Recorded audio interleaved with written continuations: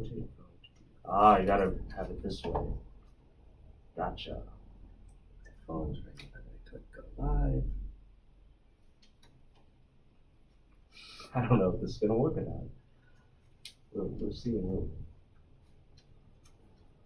This is going to be very interesting. Kyle is trying to set up a Twitch stream. Yeah. Which I have no flippin' ass clue what Twitch is. So I guess that's going to be the first thing I talk to him about. I don't even know if they can see. It just sees me, unfortunately. Oh, well, at least we got the cute one in, right? I guess so, yeah. So Okay. we'll see if this lasts, unless my phone falls down or So, something like that. So what we're doing is we're starting off something we're calling YETI Fridays or something. We don't know yet. But it's all about small business, starting a small business and everything else. But I want to know what the hell Twitch is. Twitch is mainly, people primarily use it to just watch people play games. And you can watch your favorite streamer and you could donate to them, you can interact with them. But Twitch is also used for a variety of other things. You can learn how to cook on there. I learned chess tactics on there. There are people, they talk about business on there. It's basically a site that allows you to stream and gain a following and gain an audience. So we need to break out our Xbox One. Right. We need to break out a chessboard. Well, there we go, for right? a couple of these, and we'll go back and forth for a week. And we'll you got play your chess. PC right there. All we got to do is put Steam on it, and we could start playing Counter-Strike or something. We'd never get any work done, though, so. That's true. So what we're going to do is we're going to start this out.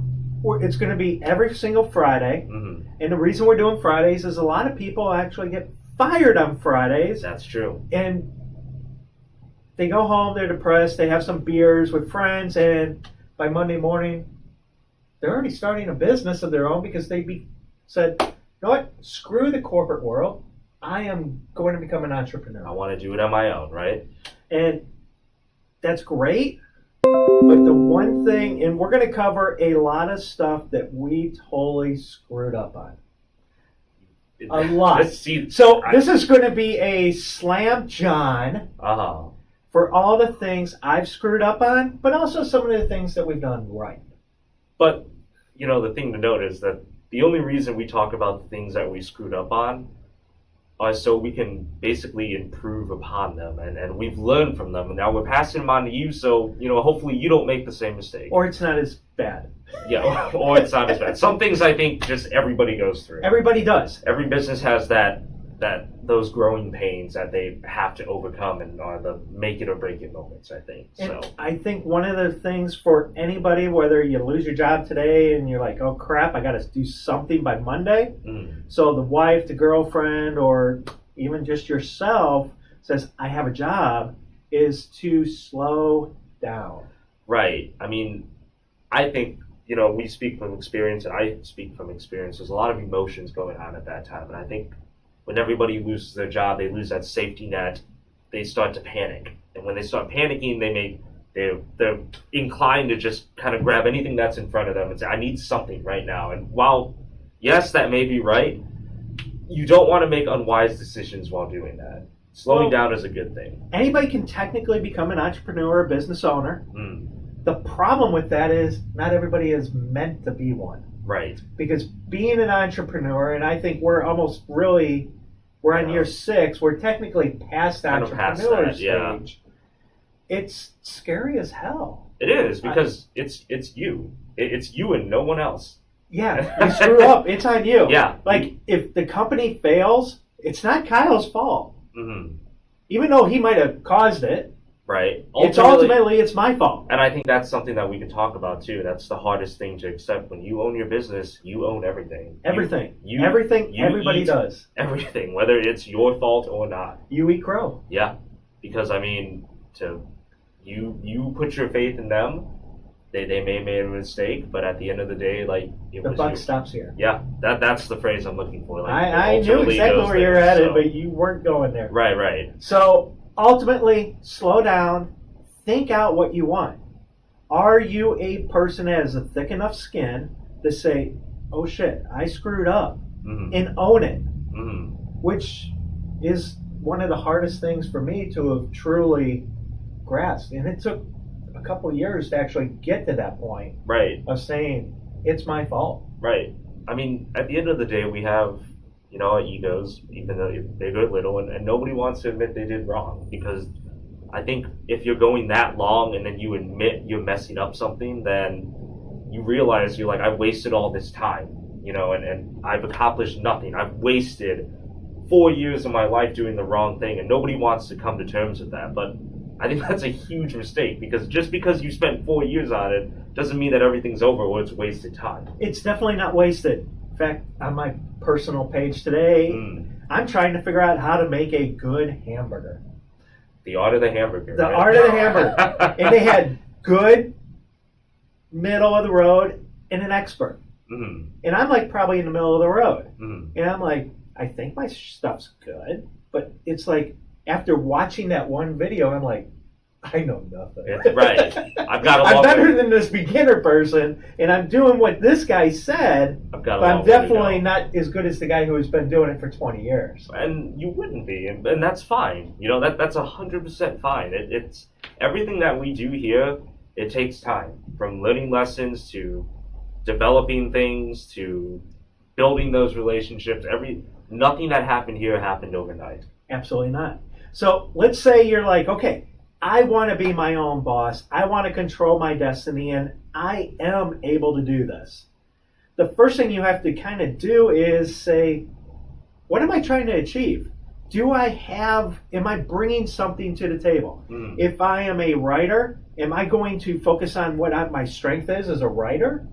Or am I going to try to do everything and say, oh, well, I'm going to do everything, even though you only have this one magical skill where I'm phenomenal at, I'm going to do all this other stuff because, well, I want money. Right, but I may not be as good at it. And if that's the case, you don't want to start your own business, because you have to bring something, and this is our mantra for 2019 is value. You have to bring a value to your customers. Because at the end of the day, anything that you purchase, any service that you utilize, anything that you spend your money on, you're doing it because at the time, and hopefully after that, you see value in it. And again, value is everything, from the dollar hamburger that you buy to the car that, you may buy this weekend because your boss gave you a raise, whatever. There's value in it, and you have to utilize that value. But as you're doing that, one thing you definitely do not want to do, which is my biggest fault, and anybody that knows me, is saying yes to everything. I think probably this year I have said no more than I've said yes. But the 5 years before that, I don't think I said a single no in an entire year. Yeah, it was yes, yes, yes all the time. It was always yes, and that's wrong. Yeah, which is what you think would not be correct, because we hear all the time, the customer's always right. You should always say yes. You should always be a go-getter. But I think it ultimately comes down to you want to say yes, and there's certain things you should say yes, but you also have to know your limits at the same time. Yeah, if somebody wants something that's not your strength, say, it's not that I don't want to say yes. It's we're not your best fit. Yeah. It's like this year, probably 40-50% of the people that walk in our door that want to be customers, they leave not as our customers because they're not a good fit. We're telling them no. People think we're insane for turning customers away, but I mean, it's good money. It is good money, but we've learned this too. I think if you just take on every single person, regardless of whether they're going to be a fit, especially if you're a small business, it's not going to work.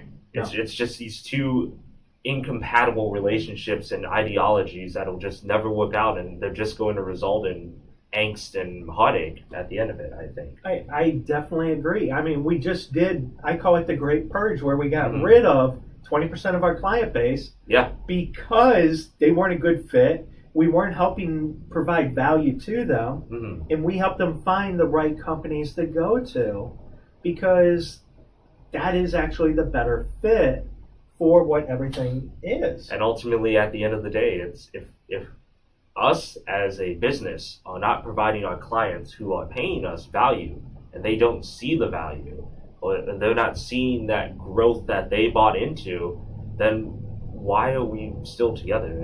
I don't want to turn it like some guru thing, but it's like a relationship. It's like, why be in a relationship if you're not happy? And it's hard to admit that at first, but at the same time, it's absolutely necessary to grow and thrive as a company. Because in business, you put on blinders, especially as the owner. I had blinders on completely. And it's like, okay, we need to add every single possible person. We need every single possible dollar. And we didn't care if they fit the mold of the client because, one, we never had it defined. Yeah. But now we actually have it so clearly defined. It's like if there's one thing you don't fit, it's sorry, you're not a good fit. Right. And it's something that may take you time to develop. Again, I want to emphasize that this isn't something that we didn't discover this overnight. It took us 5 years. 5 years to finally figure out, like, okay, this is who we truly are, and this is who our ideal client is, and these are the type of people we want to help grow, who fit into what we believe. And it took time, but I'm very happy that we found it. Every happy client that we talk to, every successful meeting that we walk out of, I truly feel that we've helped them grow in some way, and they appreciate and understand the efforts that we've gone through to make them grow. You want clients and you want customers who appreciate you, I think. Well, but if you know you can't provide them the value that they want, then you're kind of putting yourself out of business. Absolutely. I mean, you can add tons of clients, but if they're not going to stay for 1, 2, 5, 6 years, it's hard. It's more expensive to add a new customer than it is to maintain the current customers you have. Yeah, exactly. Exactly. What do you got? I just thought about that too, because we're talking about adding value, and that includes company value. Yep. I think part of the value of the company is, at the end of the day, getting yourself out there and letting people know that you exist so they can utilize you. And in order to do that, you kind of have to have advertising, no matter what. Even though some people are like, oh, I hate advertising. If you're in business, it's a necessary evil, big or small. It is. And if you just start, you have to set a marketing and branding budget. If you're 10 years into business, you need to have a budget. Right. And that needs to be more than 9%. And for us, it's been about 4 or 5%, which is horrible. Yeah. So this year we're moving it up to 10% because yesterday I was talking to somebody, or they were talking, and they said 9.2% is where you should be for a marketing budget. Right. So we're like, okay, we're doing less than that. Realistically, we need to be pushing to get our name out there, especially after a name change. Exactly. So we're doing 10% now of how much money we bring in. So if we bring in $2 million, we have to spend $200,000 just on marketing and branding to get the name out there. Now, and to go back to what we were talking about earlier, like right now we're not utilizing 9.2. We're utilizing around 4% of our budget. Don't let that stop you if you're starting your business and you just say, well, I can't afford 9% of my budget towards advertising. That's not the end of the world. No, it's not. You have to say, I have to pay bills. I have to pay employees. You have to prioritize. You have to prioritize. Yeah. But before you say, oh, I'm going to give myself a big ass raise, you have to say, wait a minute, am I spending my money to grow the company? Or am I giving myself money because, well, in the private sector, I was making $200,000 a year, so I have to give myself $200,000, right? Or because I'm the owner, I have to get $250,000. No, you need to invest more in the company than you that you would have got in the private sector. Yeah. I mean, we just added an accountant, and it totally blew my mind. We're actually spending more on marketing, even at 4%. Than I take home in pay. Yeah, which automatically tells you that, yes, I believe the company should come first. Right. But I'm like now looking at like, how can I get to that 10% without like changing things up? I don't want to give myself a raise even though I want one. I have to think of long term. This is a long term. It's like search engine optimization on the search engines. It's not a sprint. It's a marathon. It could take 10 plus years. You have to think of the end game. You do. And it's hard to accept that, you know what? At the end of the road in 30 years, yes, I'm going to make the same amount of money as I did in the private world, hopefully, or more. Mm-hmm. But during those 30 years, I'm probably going to be sacrificing and struggling for those 20, 30 years until I hit that magical spot. And that's the thing that always amazes me whenever people come up to me and they say, well, what about, Bill Gates and Windows? What about Zuckerberg and Facebook? Or, what about Jeff and Amazon? And I tell them all the time, I'm like, they didn't get that money like that. I'm like, even Snapchat, this is which blew up overnight. Yes, it blew up overnight and they got to that point where they made money, but it took them a long time to get to that point. Absolutely. Where they, even if they were more well off than other people were, they weren't rolling in the money, and they realized this. Like, a good example right now is SpaceX. Has SpaceX made money? Has it actually been above, no, they lose money every single day. Every single Tesla day. is basically losing money. That's why they're looking back and they're saying, what adjustments do we need to become profitable? Right, but he knows this. Elon Musk knows this, and he's doing it because he sees the end game, and he sees that in the end, this is going to truly make our company grow. We're getting in on the ground floor, and we're going to have to sacrifice now, but if it means changing the entire way the industry works and functions, we're going to get everything back in the end and then some. Yeah, but the thing is, are you in it for the long haul? So going all the way back to the beginning, if you don't want to say, you know what, I'm going to sacrifice my pay. I'm going to cut my pay by, I think mine decreased 8-fold. Yours, my job it dropped tremendously to start the company. Yeah. And it's not going up anytime soon.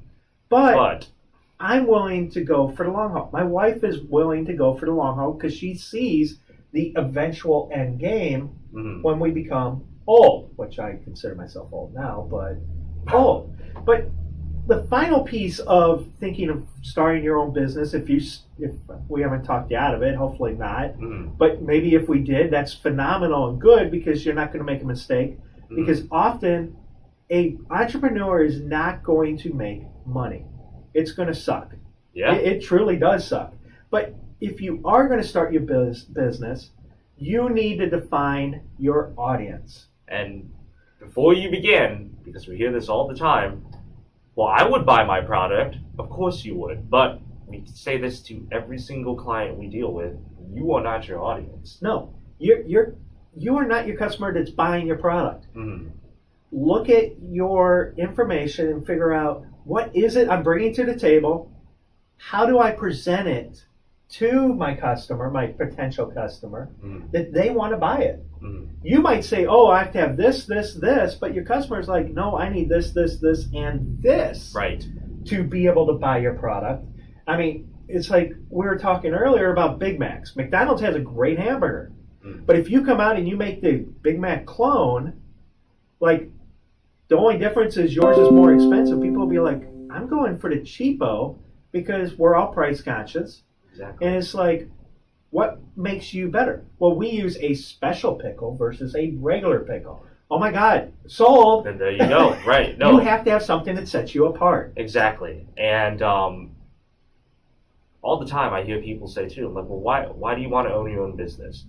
Well, I want to be my own boss, and I'm sick of going to work and having a boss who doesn't appreciate me. I don't want to do that anymore. And while yes, that is a perk of being an entrepreneur, that if that's your mindset going into it, then you're going to fail. Yeah, I have bad news for you. It's not going to work out. You will not make it past year 5. Yeah. You will either sell out your business, which could be your end game anyway. And that's fine. There's a lot of people we know where they're like, you know what, I'm going to start it, I'm going to make money, and I'm going to sell it, I'm going to make a profit and come out ahead. Fine. That's what a lot of people do. If that's your end game, then 100% go for it. But then we also see the people that they start a business, they have an awesome idea, they have an awesome product, whether it's writing or whatever, and then they start adding all these bells and whistles, which they suck at, and their business goes out of business. They go work in a private sector.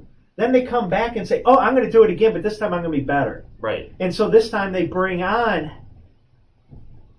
third parties, but now their prices are 3 to 4 times more expensive. Right. And so yeah, they're fixing the problems, but they're actually making their problem worse. Exactly. It's so complicated. It seems so straightforward, but It's not. it often compounds, and it just more and more issues rise.